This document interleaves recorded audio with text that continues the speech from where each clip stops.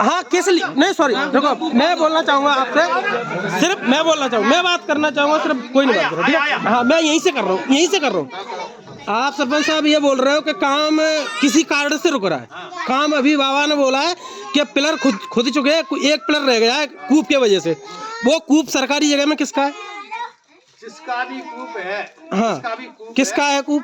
जिसका भी कूप है, हाँ सरकारी जमीन कब्जा है वो हटेगा। किसका कूप है सरकारी जमीन पर? कौन कब्जा कर सकता है? कूप किसका है? उसको यहाँ पे बुलवाया जाए तुरंत। पहली बात, अभी गांव में आप हो, सरपंच हो, मुखिया हो, अभी बुलवाया जाए, पंचायत पूरी खड़ी है, उसको समाधान किया जाए कि क्यों सरकारी जमीन पर कूप लगाया। पहला निर्णय आपका ये होना चाहिए, ठीक है। लाइव अभी मैं यूट्यूब पे लाइव, ठीक है।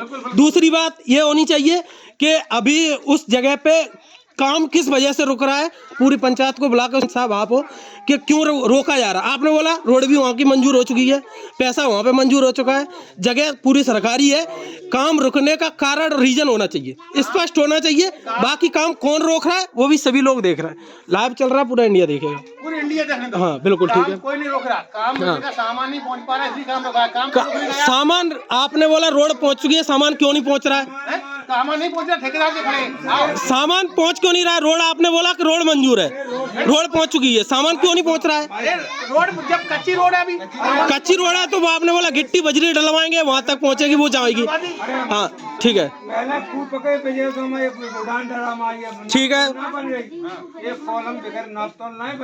ठीक है, कॉलम नहीं खुदेगा। दूसरी माध्यम जो रोड आता सामान नहीं पहुँच रहा, अब सामान पहुँचने की निवेदन चाहिए कि अब फिर पानी चालू हो जाएगा, ले फिर भुगतान दिया जाएगा। तो थोड़ी थोड़ी अगर रेती आए, मिट्टी वहाँ ईंट पहुँच जाए, हजार करके 15-15 तो काम चालू हो जाए, तो फिर लेबर नहीं मिलेगी। नहीं, आपसे हमने बोला आपको आधी टोली रहते भेजा, आधी टोली रहते जाइए।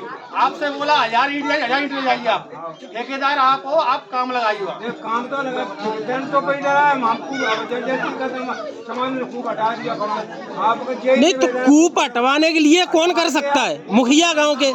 क्या रीजन है, क्यों कूप नहीं हट रहा है? रीजन क्या है उसका? समस्या आप निकाल सकते हो ना, समाधान उसका। कूप हटाने के लिए प्रशासन के लिए आपने लिख दिया है, पटवारी को बता दिया, पटवारी का आपका रेशम नहीं है, पटवारी प्रशासन के लिए लेटर दिया